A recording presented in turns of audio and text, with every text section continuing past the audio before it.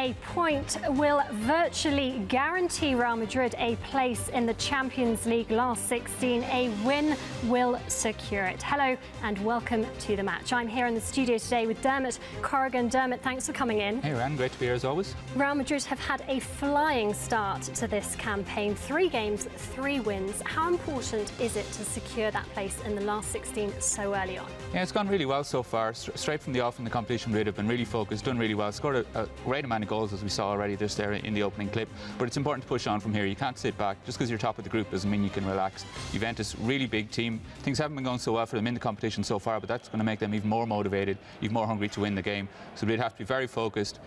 Win the game will be brilliant. Get a point in the game will be very good. Try and get through to the next round as soon as possible. Then you can maybe think about resting players. But the most important thing is to keep ahead of Juventus, keep the momentum going that they've built up so far.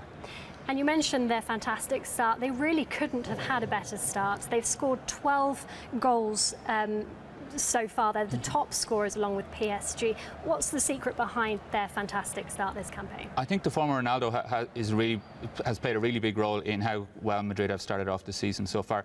When the group draw was made, you know, we saw Juventus were in there with Madrid. We thought they would be the 2 big teams, then Galatasaray and Copenhagen would be the other teams. But you have to go and win the games. You have to go and do it.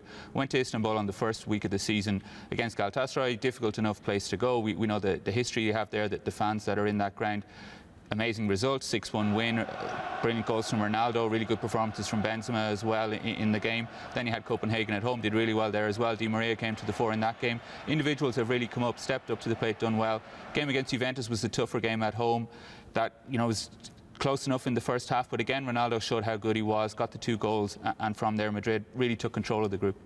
Now, you mentioned there Ronaldo. He was the top scorer in the Champions League last season with 12. He's already on 7. He's just 1 goal off breaking the all-time record in the Champions League at the group stage. Do you think he'll do it? And if so, I mean, he just keeps on breaking record after record, doesn't he? It is amazing. You look at Ronaldo and you think, how can he keep, you know, how many more records are there in order to break? But he's just so hungry for records himself, hungry for goals, always motivated for games, never takes his eye off the ball or his foot off the pedal or anything. And it is 7 goals in 3 games is amazing. I was looking back at the stats as well. 7 goals would have been top scorer in the Champions League. I think it's like 14 out of the 21 times there's been the Champions League.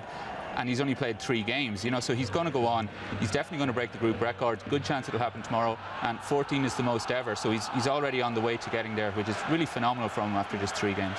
Well, we're going to be moving on to Juventus in just a second. Let's first of all hear from Carlo Ancelotti, who spoke exclusively to both clubs earlier on in the week.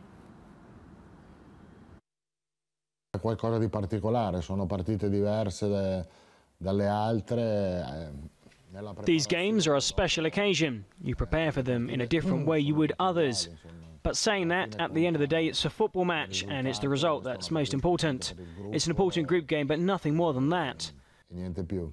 Ma naturalmente credo che per giocare in casa per una squadra è molto importante avere il supporto dei tifosi. It's an advantage for them to be playing at home, as they will have the support of their fans. It's a new stadium, and the fans have always played an important role for Juventus come match day, but the game will be decided down on the pitch. Anche per questa partita, ma poi alla fine è quello che succede sul campo che conta.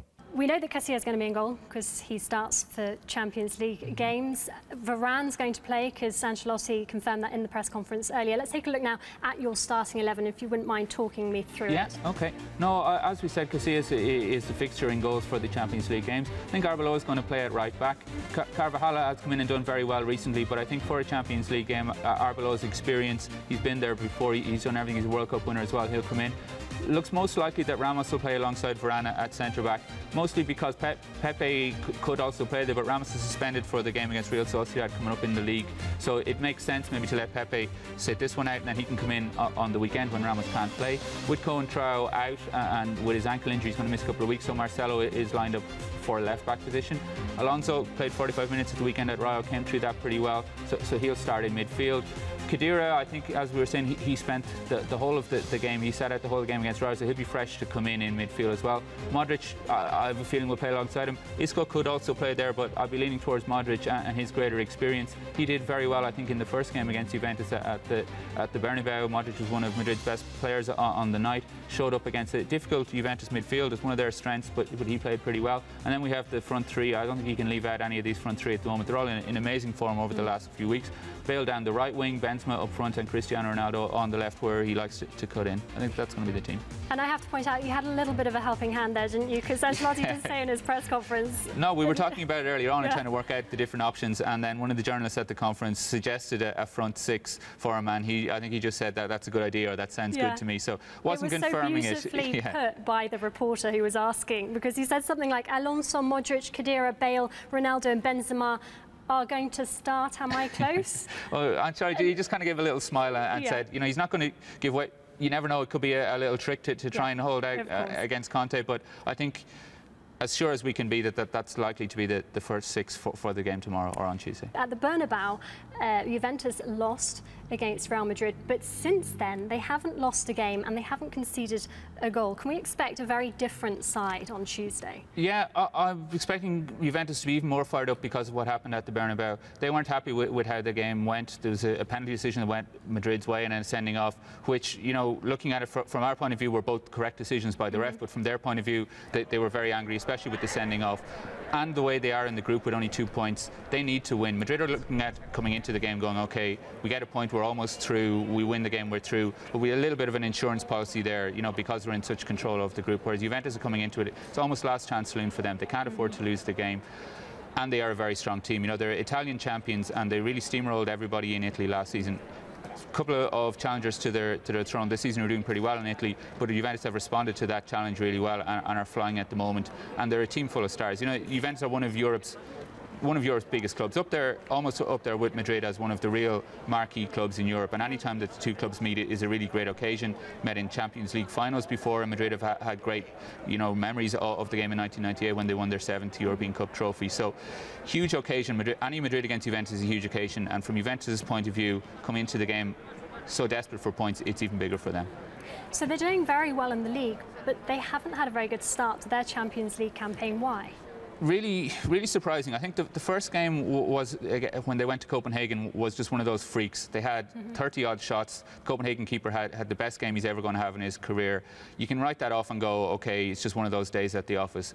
Then they're up against Galatasaray at home, which is a game that they, having slipped up in the first game, is a game that they would really have said, okay, focus on this, we have to win. But they didn't, and Galatasaray came out there with a 2-2 draw, which is a really surprise result. It's one of the biggest surprises in Europe so far this season.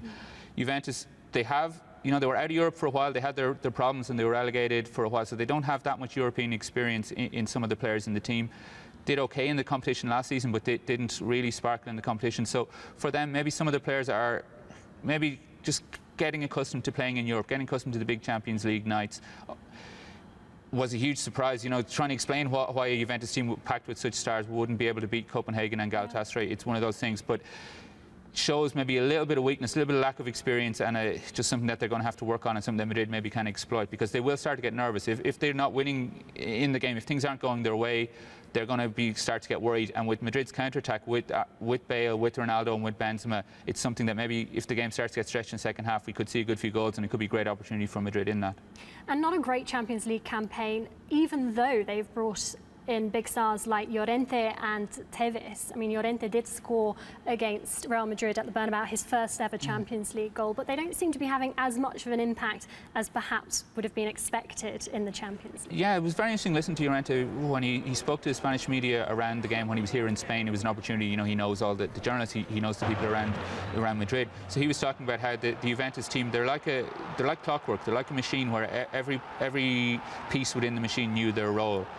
He found it a little bit difficult coming into that because, you know, everybody else knew exactly what they had to do, whereas he had to learn the system. Tevez will be the same, and for strikers it's very important for them to know what to do, and they had little rehearsed moves. So Conte, the Juventus coach, is maybe, by bringing them in, he's trying to add something to his team, but maybe they've lost that kind of automation, or they've lost that defensive surety as well that they had. They've also had a few injuries. Lichtsteiner is a really important player for them. He's been missing from right back.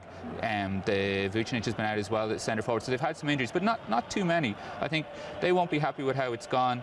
Conte has some questions maybe to answer about how it's gone, because for him, he's proven himself in Italy, but he hasn't proven himself in Europe yet. So the new guys have come in, maybe just upset the balance that was there before, which is again something Madrid can take advantage of. Well, they are presumably two players to watch. Llorente, who scored at the Bernabeu, and Tevez, who's on 6 league goals. I think is their top scorer. Any other players that we should be looking out for? I was really impressed by Paul Pogba in the game at the Bernabeu. It was the first time I'd seen him live.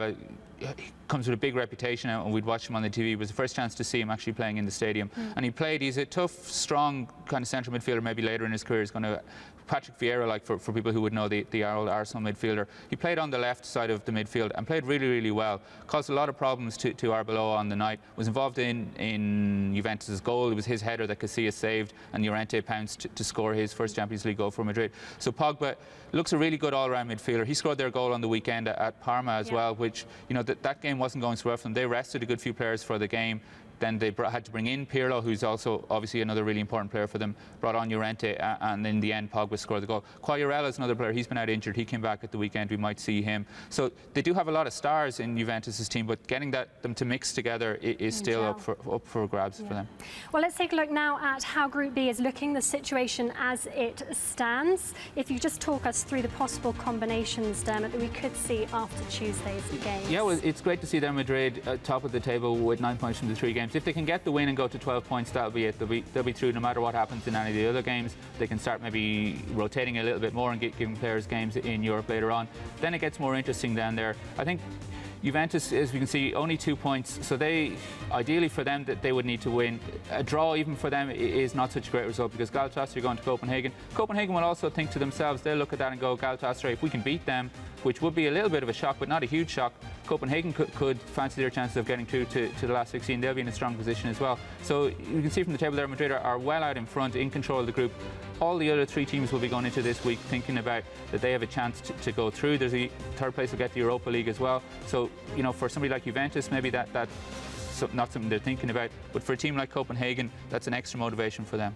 Thank you very much, Dermot, for coming in today. That's all we have time for. Don't forget, tomorrow's game kicks off at 8:45 p.m. Until next time, adios.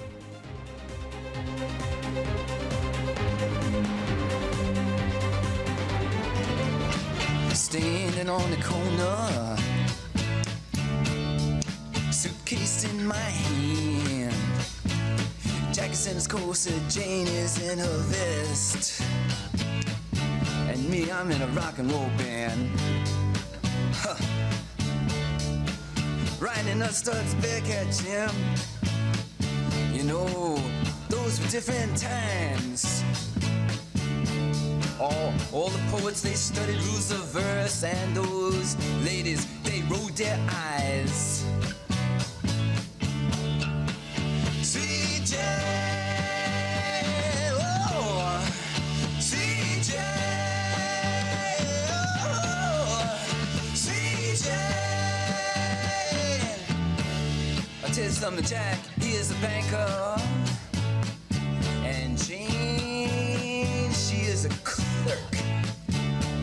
and both of them save their monies, and when they come home from work, ooh, sitting down by the fire, the radio does play the classical music there, Jim, the march of the wooden soldiers, all you protesters, you can hear Jack say, get ready, Sweet Jane, come on baby, Sweet Jane, oh, Sweet Jane. Some people, they like to go out dancing, and other people, they have to work. Just watch me now. And